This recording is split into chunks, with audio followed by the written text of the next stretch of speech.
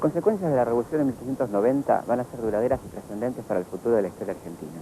Entre ellas, que a partir de 1891 la Unión Cívica Radical va a conspirar cívico y militarmente para tratar de derrocar a un régimen corrupto y lleno de fallas como el fraude electoral, por ejemplo. Otro hecho importante es que finalmente, en 1893, la Unión Cívica Radical produce la primera revolución cívico-militar que tiene un cierto éxito en las provincias de Córdoba y otros lugares del interior del país. Finalmente, en 1896 se va a suicidar Leandro Nialem tras estos intentos fallidos y sintiendo que a su alrededor las cosas no cambiaban y que el régimen seguía tan corrupto y putrefacto, como decía él, como antes. Lo sucederá en el gobierno, a la conducción de la Unión Cívica Radical, su sobrino Hipólito Yrigoyen, que continuará con la misma política de abstención revolucionaria hasta lograr en 1912 la expansión de la ley Sexenio. Otro hecho importante que vamos a ver son los cambios presidenciales de 1895 y 1898, cuando retorna al poder el general Roca tras una serie de intentos de conflictos con Chile que aparentemente nadie mejor que un militar para solucionar. Con los primeros años del siglo comienzan a manifestarse también en la Argentina los conflictos sociales. Aparece la primera central sindical, la Federación Obrera Argentina, compuesta por socialistas y anarquistas. Rápidamente el gobierno de Roca, sin perder tiempo, en 1902, sanciona la ley de residencia, una ley muy dura, la 4144, tan temida por los obreros, que permitía la expulsión de la Argentina de los llamados extranjeros indeseables. También la oligarquía tiene algunos conflictos entre aquellos que estaban a favor de una salida electoral limpia, de una nueva ley electoral, y aquellos que querían conservar el poder a toda costa. En 1900, para conjurar diversas degradaciones que presuntamente portaban los inmigrantes, en la mayoría de los casos nuestros abuelos, hay un médico argentino que propone la castración. Quiero decir que no solamente era la fundación de la Facultad de Filosofía y Letras, la castración, sino la ley de residencia que es 1902, la 41-44 la aludimos. Es decir, como una constelación de medidas para conjurar los resultados imprevistos de la inmigración propiciada por la Constitución de 1853. Es decir, nuevamente, que de 1853 a 1902 el programa liberal victoriano ha girado 180 grados. Tal vez la medida más represiva que hubo en la Argentina desde el punto de vista legal fue la ley de residencia, que durará desde principios de siglo hasta el año 1958. Esta ley de residencia era la expulsión de todo aquel obrero o agitador, como se decía, de ideas anarquistas o de ideas disolventes. Y el autor fue Miguel Cané, un escritor que se distinguió por un libro de recuerdos estudiantiles, Juvenilia. Los anarquistas contraatacan con huelgas generales y es impresionante la fuerza de este movimiento. Pensar que en el año 1902 hacen una concentración de 70.000 obreros en Plaza de Mayo. Si calculamos nosotros para una población de 800.000 habitantes. En 1901, por iniciativa del ministro de Guerra Pablo Riccieri, se sanciona la ley de servicio militar obligatorio para todos los ciudadanos de 20 años. Así los jóvenes comenzaron a correr, limpiar y barrer, en una palabra, colimba. El ejército aumenta su influencia en la sociedad. Un sector del grupo gobernante comienza a considerar que la prosperidad alcanzada puede peligrar de no atenderse los reclamos de la oposición. Se muestran dispuestos a considerar la introducción de reformas graduales en el sistema electoral, con el fin de evitar conflictos sociales. Esto lleva a una ruptura entre Carlos Pellegrini, representante de estos sectores, y el presidente Roca, que mantiene su postura ultraconservadora y fraudulenta. Solo acepta una reforma en el sistema de elección de diputados, llamada uninominal, según la cual cada ciudadano votaba por un solo candidato y no por una lista. Por un lado, el Partido Socialista, el partido de Juan B. Justo, que desde el año 1896 siempre emprende el camino de la legalidad. Con fraude o sin fraude, el Partido Socialista participa en elecciones, a punto tal que en el año 1904 es el primer partido que a través de un régimen de representación uninominal que se había instalado precisamente en aquel año, logra hacer elegir el primer diputado socialista de América, Alfredo Palacios. También en 1904, por iniciativa de Joaquín B. González, y gracias al excelente Informe sobre el estado de las clases obreras en Argentina, de Vialet Macé, el Poder Ejecutivo envía al Congreso un proyecto de Código Nacional del Trabajo, con el objetivo de regular las relaciones entre obreros y patrones. Joaquín González, fíjense la paradoja, siendo ministro de Roca, prepara un código de derecho del trabajo muy avanzado. El código es cuestionado desde dos extremos, es cuestionado por la Unión Industrial y es cuestionado por los anarquistas. Los anarquistas porque no quieren saber nada con medidas reformistas del Estado, y la Unión Industrial porque por supuesto dice que es un código muy avanzado para lo que es la estructura industrial y económica de la época. La división en las filas de la oligarquía se hace evidente cuando Roca no logra designar a dedo a su sucesor. Debe reunir una comisión de notables que elegirá la fórmula Manuel Quintana-José Figueroa Alcorta. A poco de asumir el gobierno, Quintana enfrenta un nuevo alzamiento radical en febrero de 1905. El movimiento, encabezado por Hipólito Yrigoyen, se propone, según sus palabras, mejorar y encarrilar la vida institucional de la República. Los rebeldes, apoyados por varios cuerpos de ejército, se hacen fuertes en la capital, Mendoza y Santa Fe.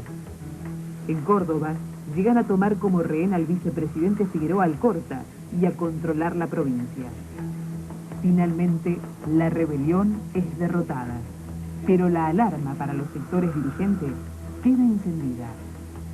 Pocos días después, decía Pellegrini: en nuestra república el pueblo no vota, he ahí el mal. Donde el pueblo vota, la autoridad es indiscutida y las rebeliones y conmociones son desconocidas. Reconozcamos que no habrá para nuestro país la posibilidad de progreso político, de paz pública, de engrandecimiento nacional, mientras no fundemos nuestro gobierno sobre el voto popular. Por iniciativa del diputado Palacios y tras arduos debates, se aprueba la ley de descanso dominical para todos los trabajadores. En 1906 muere Manuel Quintana. Lo sucede Figueroa Alcorta, su vicepresidente.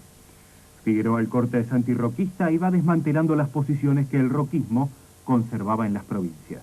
Paradójicamente, lo hará con el mismo método utilizado por Roca: intervenciones federales y gobernadores adictos. En 1907 se descubre petróleo en Comodoro Rivadavia. El gobierno nacionaliza el área en una superficie de 25 kilómetros a la redonda. En ese mismo año se produce un hecho inédito en la historia de las luchas populares argentinas: la huelga de inquilinos. Los habitantes de los conventillos de Buenos Aires, Rosario, La Plata y Bahía Blanca deciden no pagar sus alquileres frente al aumento desmedido aplicado por los propietarios. La protesta expresa además el descontento por las pésimas condiciones de vida en los inquilinatos. Los protagonistas de estas jornadas son las mujeres y los niños, que organizan multitudinarias marchas portando escobas con las que se proponen barrer la injusticia. La represión policial no se hizo esperar y comienzan los desalojos. En la capital estuvieron a cargo del jefe de policía, coronel Ramón Lorenzo Falcón, quien desaloja a las familias obreras en las madrugadas del crudo invierno de 1907, con la ayuda del cuerpo de bomberos. El gremio de los carreros se pone a disposición de los desalojados para trasladar a las familias a los campamentos organizados por los sindicatos anarquistas. Si bien los huelguistas no logran su objetivo, este movimiento representó un llamado de atención sobre las dramáticas condiciones de vida de la mayoría de la población.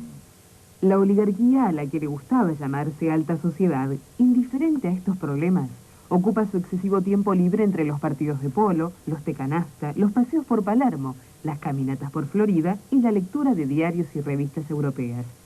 Lejos de la chusma, disfrutan de un bienestar que consideran les pertenece por derecho natural. Es la época de los paseos en globo que Jorge y Eduardo Newbery imponen en Buenos Aires. Algunos, como los Anchorena, según cuenta el diario La Nación, durante sus viajes a Europa, arrojan sus vajillas de oro al mar, tras la hora del té en la cubierta de los grandes transatlánticos. Se los ve muy distendidos en las playas de Mar del Plata, que pasa a ser la perla del Atlántico, con su rambla y sus edificios a la usanza europea. En París, pondrán de moda tirar manteca al techo, y los franceses dirán rico como un argentino. En los suburbios porteños comienza a sonar una música cadenciosa, mezcla de habanera, milonga, candombe y melodías europeas. Al ritmo del 2x4 se abre paso el tango, música de lugares prohibidos, de guapos y malevos. Aún no tiene letra y son muy pocas las mujeres que se animan a bailarlo.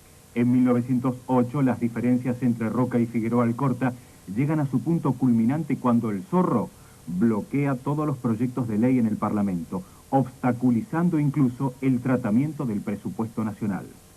El presidente toma entonces la drástica decisión de cerrar el Parlamento e intervenir las provincias controladas por el conquistador del desierto. La Argentina se convierte en el país que más cereales exporta en todo el planeta. Ya somos el granero del mundo. El 1 de mayo de 1909, los gremios anarquistas y socialistas deciden conmemorar en reuniones separadas el Día del Trabajo. Los socialistas lo hacen en Constitución y los anarquistas en Plaza Lorea, a pocos metros del Congreso. Desde temprano comenzaron a llegar las familias obreras con sus banderas rojas y negras, dispuestas a homenajear a los mártires de Chicago, ahorcados años atrás por luchar por la jornada de 8 horas. Protestan contra la desocupación, los bajos salarios y la indiferencia del gobierno. Van tomando la palabra encendidos oradores, hombres y mujeres que invitan a la rebelión y organizarse para cambiar la sociedad.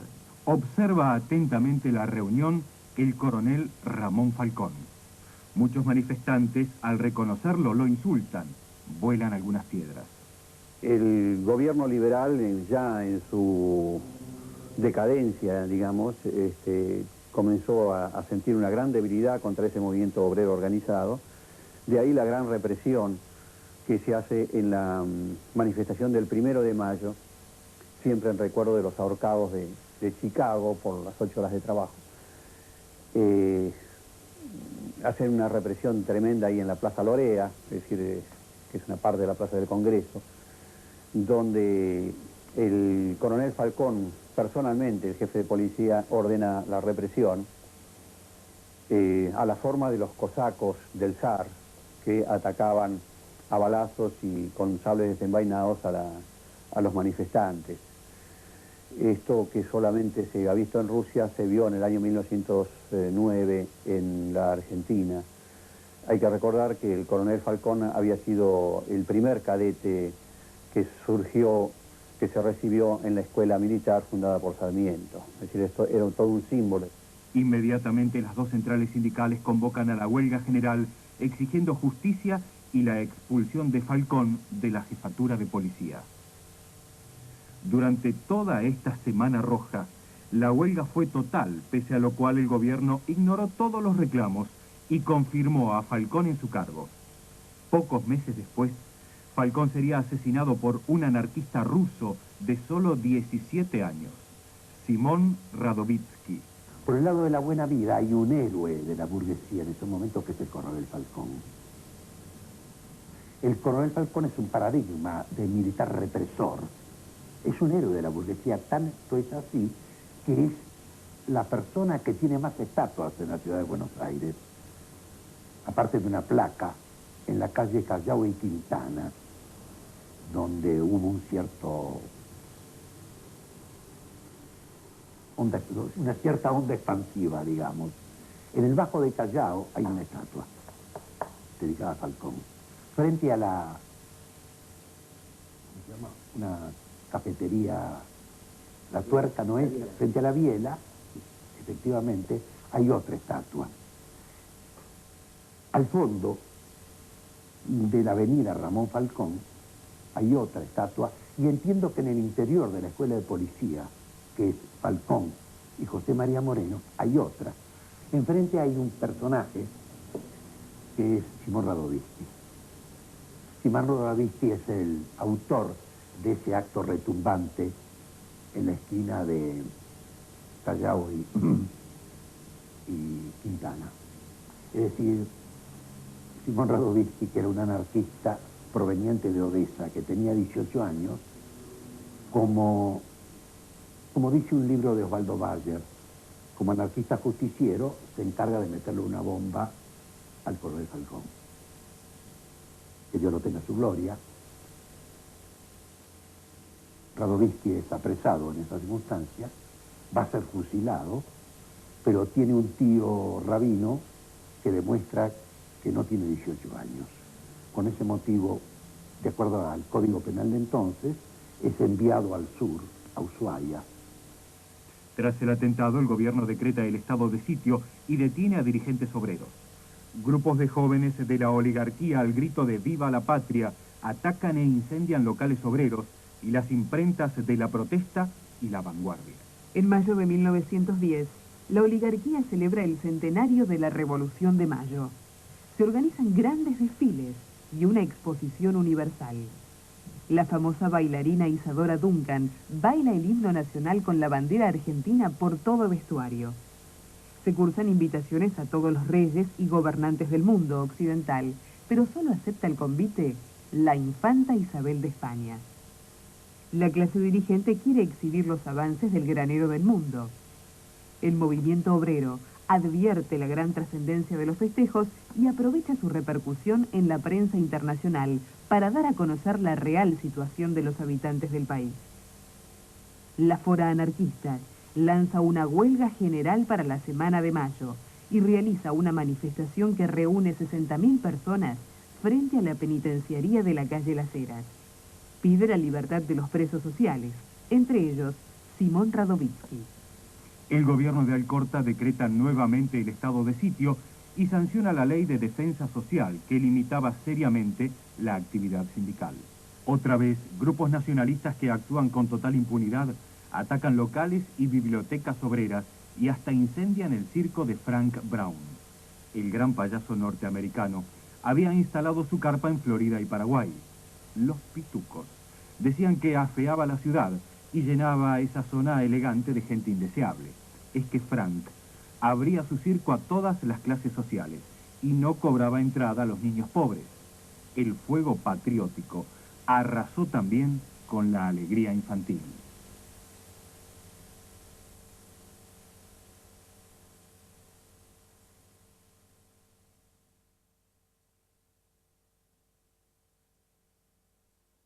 En 1901, Teodoro Roosevelt asume la presidencia de los Estados Unidos, proclamando el derecho de su país a intervenir en la política latinoamericana.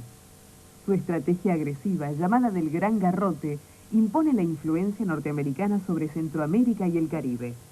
A su ingenio se debe la invención de la República de Panamá, en territorios robados a Colombia, para construir un canal interoceánico.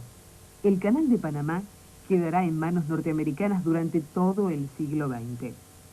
En 1911, los campesinos mexicanos acaudillados por Emiliano Zapata y Pancho Villa ponen fin al régimen liberal conservador de Porfirio Díaz. El programa de los revolucionarios propone la reforma agraria y el fin del predominio de los grandes terratenientes.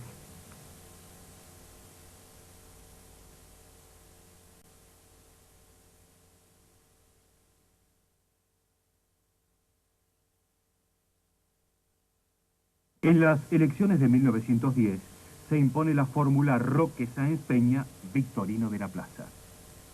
Llegaba al gobierno el sector de la élite que entendía que había que cambiar algo para no perderlo todo. Confiaban en que ellos ganarían las elecciones y sabían que el radicalismo no se proponía modificar el esquema socioeconómico ni la relación con Inglaterra, sino depurar la vida política y ampliar la participación en los ingresos de las nuevas capas medias que constituían su base social.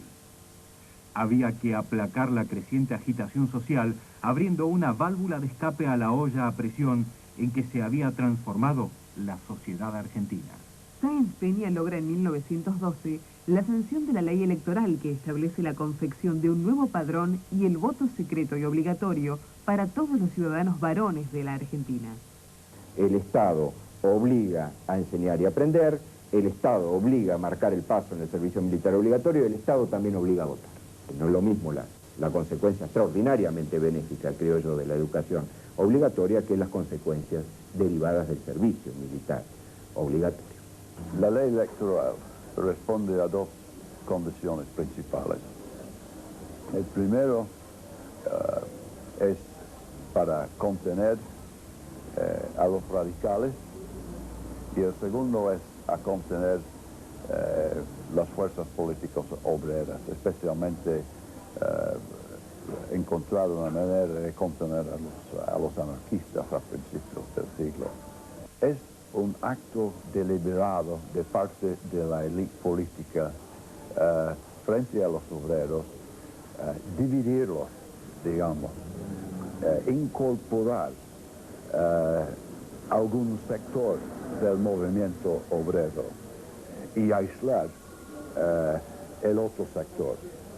Para que, como pasan los años y el movimiento obrero se nacionaliza, es decir, que los hijos de los inmigrantes tienen la ciudadanía, cada vez, pero muy despacio, más obreros van a votar. Y creo que es un juego bastante sutil y muy inteligente de parte de la élite desde este punto de vista. La primera década del siglo es particularmente conflictiva, de modo que la apertura del sistema político podía tener la ventaja de crear lugares donde los conflictos sociales pudieran negociarse en términos más normales o más civilizados y sacar la confrontación de la calle y llevarla al Parlamento. Pero me parece que hay otra cuestión bastante importante, que es el descontento que en buena parte de la élite, de los sectores más inteligentes o quizá más progresistas de la élite, existía acerca de su propio funcionamiento político. La ley San Espeña es importante por eso, no por dar satisfacción a una demanda previa, sino por empezar a generar la demanda democrática. Por eso me parece que hay que mirar un poco desde este ángulo no tan tradicional la reforma política. Yo creo que la ley Sáenz Peña se sanciona porque lo que llamamos genéricamente oligarquía, nombre que desde luego no es del todo exacto, pero podemos entendernos diciéndolo así, porque la oligarquía pensó que ganaba esas elecciones y lo lógico era que efectivamente ganara el favor del país una vez que el electorado argentino pudiera votar libremente.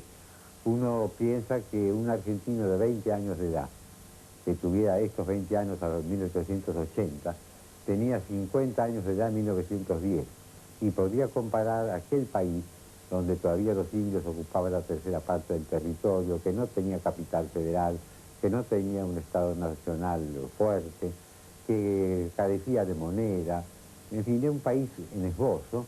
En 30 años, en el centenario, era un país que era orgullo de América Latina y orgullo de la civilización europea, con un sistema de comunicaciones espléndido, con una clase social media que estaba en alza, con un sistema educativo realmente asombroso.